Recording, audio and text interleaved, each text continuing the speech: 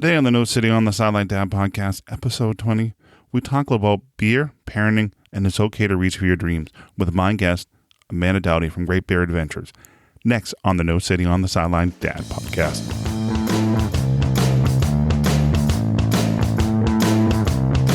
Welcome to the No Sitting on the Sideline Dad podcast, a podcast about a journey of discovery and conversations about not sitting on the sideline of life. Let's get involved. Here's host Joe Foley. Welcome to the podcast. Hey, my name is Joe Foley, and I'm the host, and I really want to say thank you for being here. I know as a dad and a parent and a crazy busy adult, especially in this fast-paced world, our time is limited, so you choose to spend time and listen. It means a lot, and if this is your first time, welcome. This is the podcast about having a conversation with being a dad and a mom and a parent and a crazy busy adult in this world. The topics and issues related to being a dad and parent, and a crazy busy adult. This will be a weekly podcast dedicated to the Cincy community. I want to reach out to you. I want to have a conversation because you're the reason why I do this. I want to make connections. There'll be interviews and topics, discussions, stuff we all deal with. We're all going through some, I don't say same issues, but similar issues, but in different ways. Hey, I love being a dad and a parent, and I know this dad stuff and parent stuff is not easy. I'm not an expert, just a dad on a journey, trying to take one day at a time in this crazy world. But today on the podcast, my guest is Amanda Doughty from GreatBearAdventures.com. We talk about being a parent and showing your kids it's okay to reach for your dreams and be vulnerable and face your fears. Also, I got a good lesson in beer. Today on the podcast, my guest is Amanda Doughty from the Great Bear Adventures. Welcome, Amanda. Welcome to the podcast. Thank you so much. I'm really happy to be here. Thank you very much for being here. I think it's going to be a fun podcast. We get to talk about beer, and parenting. I know you're not a dad, and that's obvious. No. But you're my first woman on the podcast, a mom. Well, thanks. It's such an honor. I know. You're welcome. Thanks for coming on. I don't know what to say to that. I don't really know what to say to that one, actually. It is. It's an honor. I get to be a trailblazer. Yeah. Welcome to the podcast. One thing I'd like to start off with a question, and I guess what's the most embarrassing thing you've done as a parent? Like, what is like, oh man, I should have done that. Oh, as a parent. It could have been this morning, like standing out in the middle of we live in a cul-de-sac, mostly younger families at this point. And neither one of the children wanted to go to school today at all. Well, they did, but they also wanted to bring everything that they owned, or they wanted to and we were super late already. So I'm yelling at them. And I know that's not how I like to parent. I'm not a yeller most of the time, but I have a almost 3-year-old, right at the end of this month, and she'll be 6 in June. So, I'm trying to get them out the door, and they both just melt down. And one of them wants to wear her sister's necklace, and she doesn't want to wear her coat because it's sticky on the inside, which it's not sticky. I don't know what that meant exactly. And so she just was a puddle of goo, and she wouldn't put a coat on. And I live in Maine, so it was nice enough today, but it was definitely not nice enough to not wear a coat, at 9 o'clock in the morning. And so the older one wanted to get a barrette, and she needed to keep accessorizing, and she wanted to put everything on. And it's just so I'm like, if you don't want to go to school, just go to your room and you just stay there. And I can't do it. You're going to be in there all day, and screaming across the neighborhood. So yeah, it's kind of embarrassing. Do you say you had a 3-year-old? I do. Yeah. My son's 3. I can totally understand. I can relate to that. We leave the house. I got to take my Autobot, my truck. I got to take big rig. I'm like, how many things can I carry besides my own stuff down the stairs? Yeah. Yeah. And she loves bags. She would take every bag ever made filled with things. She'll go around our house and just fill the bags with everything. It's ridiculous. Yeah. Kids. Exactly. Well, one thing I think I really was interesting, because I listened to one of your episodes, and I know you're the greatbeardadventures.com. What is that podcast about? And how did you come up with that idea? So it's greatbeardadventure.com.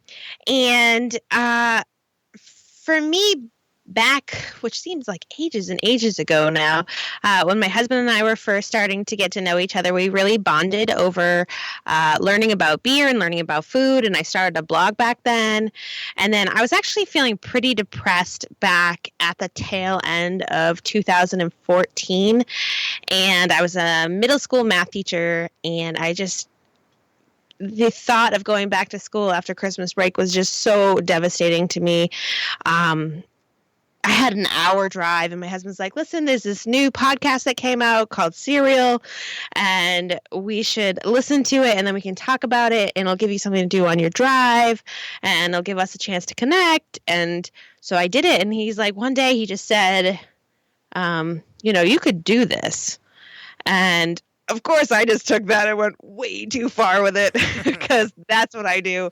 But I actually made a starter podcast when I first started, because everybody says your first podcast is not going to last. It's not going to last. It's not going to be the podcast. And I was like, well, I want Great Beer Adventure to be the podcast. So I started one. I called it Dear Diary. It was literally me talking into a mic, learning how to do a podcast. It's the way to go, actually, and just get out there and do it. Mm-hmm. Yeah, and that's what everybody says, just start. But I really knew that the shows that are the most interesting to listen to are the ones that people are really passionate about it.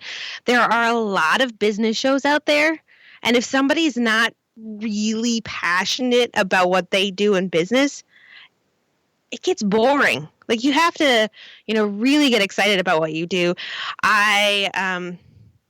Jessica and Elsie, they do She Podcasts, and Elsie gets so fired up and so excited about things, and Jessica, she's got her own opinion about things, and it's just to listen to them, it's easy to do week after week because it's something that they seem to really enjoy, and you find yourself commenting back. Matter of fact, I just listened to the episode on the way home from work this afternoon, She Podcast, and I heard, and I love it. I don't miss an episode, and they're a great team on that podcast, and I find it very funny. Yeah, they're great. So you're saying the first podcast was Serial you listened to? Well, I had listened to This American Life, and I'd listened to some others, but Serial was the first one that I really binged on. It was really the first time that I ever I did that with a podcast. My first opportunity to listen to a podcast, they took my talk radio station away and turned it to rap. Why? I don't know. They wanted to change it. I'm like, rap? I need something to fill my drive, because I have about an hour commute to work myself, a little over. Sometimes it could be 2 hours. I'm like, you just ruined my drive. So ever since then, I started off with Michael Hyatt, and then I went on from there. And I think I probably about 30 podcasts on my phone now. And so I never turned the radio on ever. Only set to listen to sports. And I could totally relate to you from because I'm over in New Hampshire. Mm-hmm. So I can totally relate to the snow and the cold and the weather. I can totally relate to that, and trying to get my son out today with the snow piles and everything. It's like trying. I can totally relate. But yeah, podcasting is a great medium to listen and learn things from. It's between audiobooks and podcasting. It's a great medium to learn. I think so too, and I think that it's a really good way to be able to practice some skills. Nobody believes me when I first tell them, but I actually get super, super nervous before I go out and I talk to somebody when I'm setting out my equipment, because I actually go out and do everything what I call out in the wild. So I'll go to bars, breweries, out in hop fields, and what I'll do when I'm setting out my stuff is I won't actually talk to the person very much because I'm so nervous. But I take a moment to breathe in the space and really take it in. And then I just something I've been saying a lot lately is just lean in. I just keep wanting to lean into these experiences. And so, yeah, I'm nervous beyond all get up. but I just kind of go with it, and I use that to push myself. And I'm actually not afraid to tell anybody anymore. I used to try to hide it, like, oh no, this is fine. No, I am nerdy. I am geeky. I get nervous. And you know what? That's who I am. And most of the time I find out that most people are actually just like that. It's funny, but when I set up the interview for you and I had another interview earlier, I guarantee you, when I woke up this morning, I was thinking a million excuses not to go do the interview tonight because I was nervous. I'm like, man, hope they cancel. Hope they cancel. And I'm like, oh no, they didn't cancel. I mean, I really wanted to do the podcast, but it was my nerves being nervous about interviewing. I mean, I never had, knock on fake wood, had a bad experience talking to people. I mean, everybody's been great. I never had an issue with anybody I interviewed. So it's been a fun experience so far. Yeah. It's a lot of fun, but it's really nerve-wracking because you have to really be vulnerable and, let people see who you are. And there's a very real possibility you're going to screw something up. Like, it's probably going to happen, but it happens to all of us. And, the people that are the most interesting to be around are the ones that are willing to push themselves and willing to make those mistakes and, just being themselves. And I think that we're living in a really great time in terms of that. In terms of a lot of other things, not so great. But in the terms of like, one thing I feel like is like there are so many people out there that have their own little freak flags, right? And it's okay to wave them now. And the podcast, there's a group of podcasts for every flag out there. Yeah, exactly. And it's also when you talk to people about it, like, you do what? What is that? Right. How do you make money with that? Well, that's a really good question.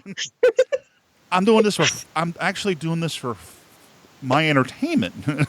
And, right. And being as an older dad and being a parent, it's my way to make connections with people and meeting different people, because you get so busy with being a parent, you're like, you don't have time to talk to other parents. You're like, oh man, I got to bring Johnny over here, or oh man, we got to put him in bed by 7:30. Next thing you know, it's 9:30 going, I just want to go watch TV. And next thing you fall asleep on the couch. Yeah. Yeah. Oh, it's crazy. And I mean, I've got like 7 things to say to that. First off, as an adult, it's so hard to make friends. Like, so hard. Like, what do? You go like to the gym and you're like, hey, you, I'm not trying to pick you up. No, I just would like to be your friend. And they're like, thanks, I'm good. I have friends because I'm an adult. And you're like, but I have like no life. And the other thing is like, I am not cut out to be a stay-at-home mom. So I knew that when I was going to be putting 2 kids into childcare and only bringing home after childcare and taxes $3,000 for the entire year teaching, wow, that was not feasible for my mental well-being or for my paycheck, like my wallet. In the end, it just didn't make any sense. And so I always thought when I was younger, like way, way younger, I just want to be a really good mom and it's going to be the best thing that I ever do. And I am a really bad stay-at-home mom. I love doing the crafts. I love doing that. I love to do it for like 20, 30 minutes at a time. And then I didn't realize I needed my space and I needed more than that until I had kids. And so the thought of being a stay-at-home parent was like, oh, I'm never, ever going to be able to do that. And so I made this job for myself where I get to go out and drink with people. Like, I don't even need to have friends to go drink with. I just say, hey, you want to talk into my mic? And people are like, yeah, that sounds good. I know it's probably a sin for me to say it as a parent. I hate Play-Doh. Oh, no, I do too. And it's probably a sin for me to say that, like as a crafter, as much as I can't stand glitter. Oh, it gets everywhere. It's like in every crevice of everything that you've ever owned. And, you look like you've spent a night at a strip club like for 3 years because you've got glitter hidden all over your face. When you think it all cleaned up, next day going, hey, Joe, what's that glitter in your face? Oh, I thought I got it yesterday. What's going on? Yeah, yeah, always. It's everywhere, and it just like seeps into you.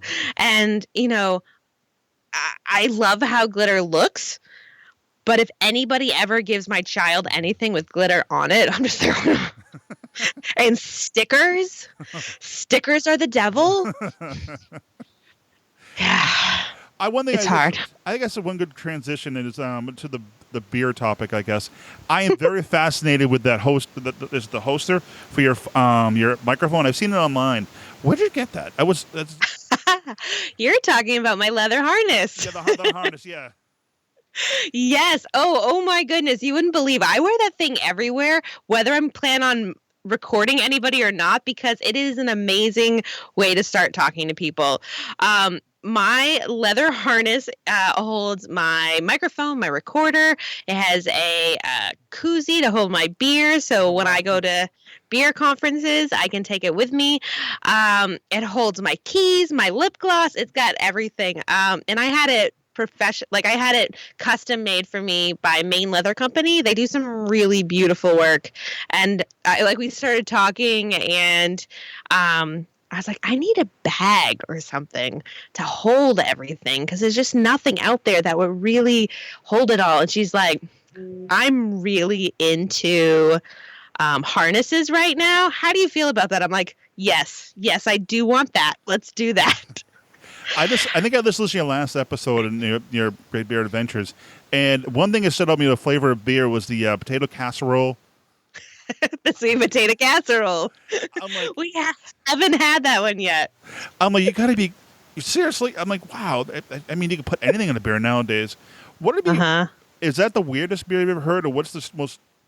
No, in a different episode, I mentioned it in that last one with Marty McDonald. I think it was episode 92. I can't remember. It was with Bad Rhino. That's a Bad Rhino. So you look on there and you look for Bad Rhino, and I mentioned it on that episode, but we actually talked about it when we were talking to Ryan Fitch on a different episode about what that process is to make a beer become part of like a lineup for some of the more for the bigger breweries. And he mentioned that their brewery has a pilot system, and anybody could make a beer. And somebody said to him, somebody made a guacamole inspired beer. Oh no! Where they actually put avocados in it. Oh, that's. And yeah, he said it was so greasy. And I was like, well, yeah, avocados are really they're delicious. And I like them on lots of things, but I'm not like, you know what? This needs some greasy, oily avocados. That's what I want my beer to have. I remember I think in the same episode, they talked about the ashtray flavored beer too. Yeah. And it's really funny. I know what smell, we do a lot of our own grinding of our coffee beans here. Mm-hmm. And there are some brews, some roasts that smell very ashtray. And the beer's pretty good. I mean, the coffee. See, I don't even know what I'm talking about right now. The coffee is really good, but the after effect is very ashtray. And it's just like, oh, what happened in this hallway where we keep our stuff? It's horrible. Have you ever, you talk about coffee for a second. I just recently saw an article online. It was called Insomnia Coffee, and it was actually the highest content of caffeine. It was like 750 milligrams of caffeine. That would kill me. I'm like, and you saw the chart, and it went across. I mean, from left to right, back to left, and right underneath that it's like number 8 spot was Red Bull. I'm like, how can you beat Red Bull with 700 milligrams? I mean, I'd be awake for a week. Yeah. Well, see, talking about kids for a second, kids are the whole pregnancy thing is so crazy. Before I had my children, I had a caffeine weakness, and I couldn't drink caffeine. I couldn't, even a chocolate cake that was super rich and chocolate ganache on chocolate cake with chocolate filling. I couldn't have that. It would feel like somebody would drop kick me in the stomach. And then I had my second baby, and she did something while she was in there where it changed everything. And now I can have coffee. I mean, yeah, caffeine. I can now have caffeine, and it's just so weird. I've got this one hair that now curls in a ringlet from the first pregnancy, and it's like, what happens? Like, how can this be possible? I think I think it's one of those things when you become a parent, coffee is like you just have to drink it. It's like a necessity because if you can't, you won't be able to function during the day. Yeah, Mother Nature was like, listen, you've got 2 kids, you're a teacher, we're just going to help you out here. Go forth and drink coffee. Well, one thing, go back to the beer, I guess, as a second, is can you pair beer with wine? I mean, pair beer with food like you do with wine. Yeah, absolutely. There's a lot of different beers that lend themselves to a lot of different flavors. So like a Saison with those flavors in there that are kind of spicy, not spicy like hot, but like a bayberry or a coriander, those kind of spicy flavors, they really go well with some of the spicier foods like curries and chilies and such. Also, you want to be careful what not to pair it with as well. Something like an IPA and a really spicy chili, not so great. It'll hurt a little bit, but maybe you like that. Maybe you really want it to hurt just right. But yeah, no, there's definitely a whole thing around food pairings. And with beer. There's a chef out there that's called the Homebrew Chef, and his name is Sean Paxton. And he, Sean Paxton? Yeah, I think that's right. He does a whole bunch of cooking with beer, and he really talks about like what foods and beers go well together. It's just interesting. I always see my theory in my buy beer is I look for the really cool label. Ha! Look at this one. So over on Instagram, you can find me at Great Beer Adventure, and I just tagged you with this one, and it's from Liquid Riot, which is a brewery and distillery here in Portland, Maine, and this one's called Zombie Bunny, and the can is like, there's like an ombre effect of like purple to pink, and the picture of the bunny like standing like in a crop field almost, and it has like the mash tun paddles in the background, kind of like trees or corn stalks, and the bunny's all like just the muscles. It's kind of been flayed. You know, it sounds really morbid, but when you look at it, it's actually really beautiful. But there's a picture up on my Instagram page of it. And then there's another one that just came out that'll be going up there in a couple of days. And it's called Onesie, and it's from a brewery here called Lone Pine. And so a lot of breweries on the bottom of their cans, they'll stamp the freshness date. And something that's been happening here is some of the breweries will also use that as a place to put like little messages. And so there is a beer called Epiphany from Foundation, and they will sometimes put like that piff on the bottom because it's like a nickname. But this one called Onesie by Lone Pine, one of the brewery owners is pregnant. Well, he got his wife pregnant, and so they put on the bottom of it, John made a baby, and that was their birth announcement. That's pretty cool. That's an interesting that's a unique way of doing it, actually. Yeah, I thought it was really great when it came out. I was like, oh my goodness, it's so adorable. It fits in perfectly with like the craft beer community and culture here in Maine, and it's fantastic. Kids are weird and amazing. They are the worst thing that'll ever happen to you, I'm pretty sure. My experience, I live in it's Merrimack, New Hampshire. They have the Budweiser brewery, and every night you can smell the hops when they're boiling it and stuff like that.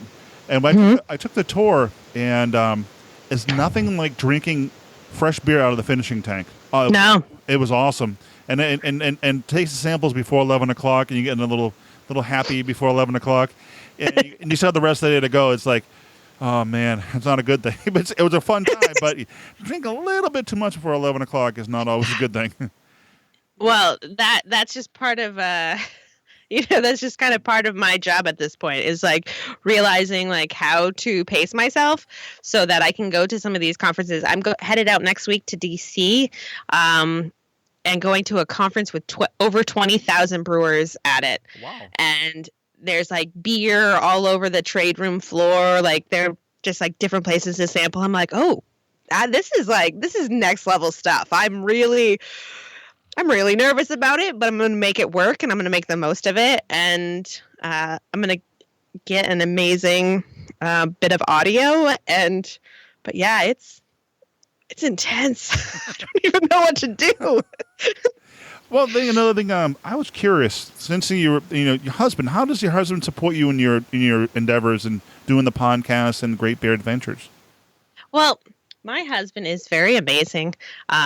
He's very supportive no matter what. One of the things is, like I've said, I've really fought with depression a lot, and he's just that rock that's always there. And he loves, well, I don't know if he actually loves it, but he's very supportive of the creativity that I have and how it's showing itself, like showing to the girls what it's like to just kind of go after that kind of stuff. He's definitely the stable breadwinner in the family. When you are as creative as me, sometimes it's hard to stay at a job where people pay you for a long period of time. And he's really been awesome. And like I said, that when we started the blog, it was both of us going out. And the way that we do it now is he stays at home with the kids and I go out and I do these. And then as often as possible, I bring him home beer. So that's, what I do. I send it home. I fly it home.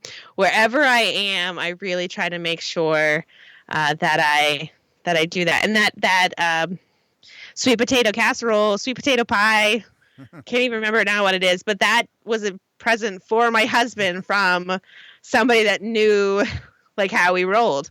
And so until he's ready to have that, I don't get to try it because it's his beer. It's not mine. So the best way, I guess, you pay him off in beer. I do. Yes. I completely and totally pay him off in beer and that's it, really. Yeah. Hey, that works. That works for him. It's not a bad gig. No, I don't think so. And wrapping up, I guess, actually two thoughts about beer. What is your thoughts about being a parent and I don't know if you have parting advice? So for me, I think that it's really important, I try not to show my kids my fears as much, like spiders.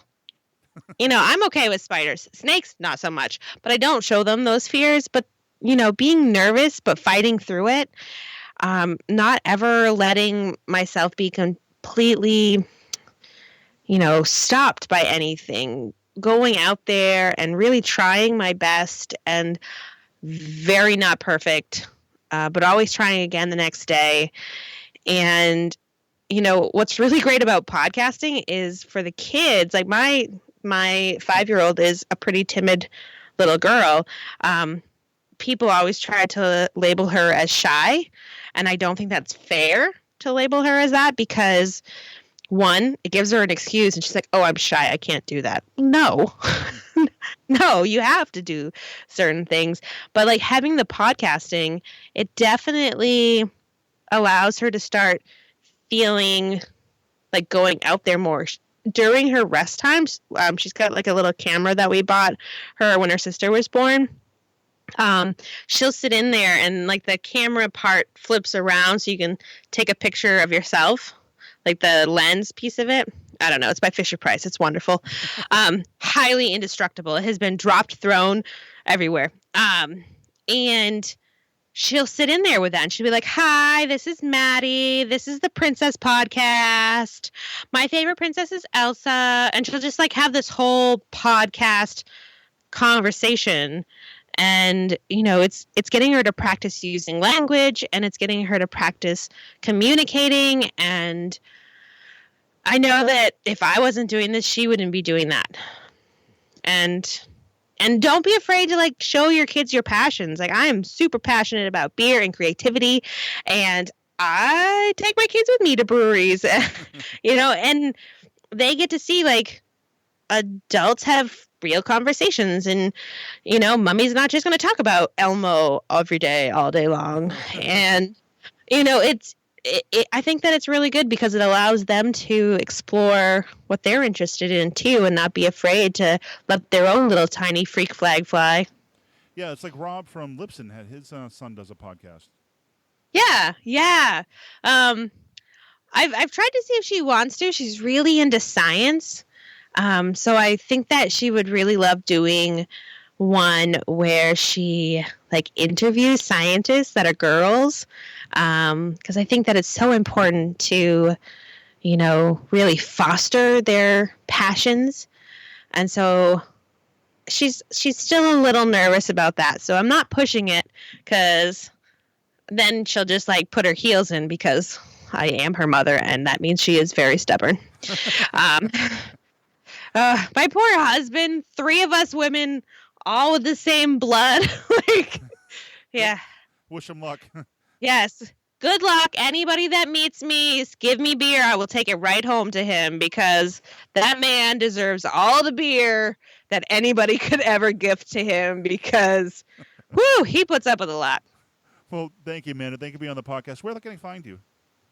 So best place to find me is greatbeeradventure.com, or I love Instagram. So @greatbeeradventure. Well, thank you, man. Thank you for being on the podcast this evening. Thank you. It's been fun. Well, that's all I have for this episode. Thank you for joining me on the No Sitting on the Sideline Dad podcast. I want to say thank you to Amanda Doughty from greatbeeradventures.com for being on the podcast. It was a great episode. You can find more about Amanda at greatbeeradventures.com. Also, she's very active on Instagram. And her username is greatbeeradventures. If you're interested in more learning about beer, head on over to her website. And also, check out our podcast. It's very informative and very fun to listen to. You can find all the show notes for this episode over at nosittingonthesideline.com/20. Please comment on the podcast. All comments help improve the show. Please be constructive. I want to hear what you have to say.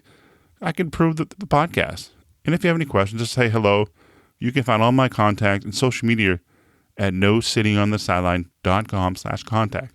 Also, in the right-hand corner, right there, speed pipe widget. You can leave a voicemail, leave a message. The things I took away from this episode was it's okay to be vulnerable and show your kids okay to reach for your dreams. Life is short. Let your freak flag fly. That's just funny saying that. But it's true. It's okay to be different. Thank you for your time. Until next time, have fun. Get involved with your children. Tell them you love them. Time's short. Enjoy every moment. Until next time, take care. God bless. See ya. Thank you for listening to the podcast. Please subscribe to the newsletter to receive updates of the show and helpful and useful tips. This has been a production of Foley 42 Media.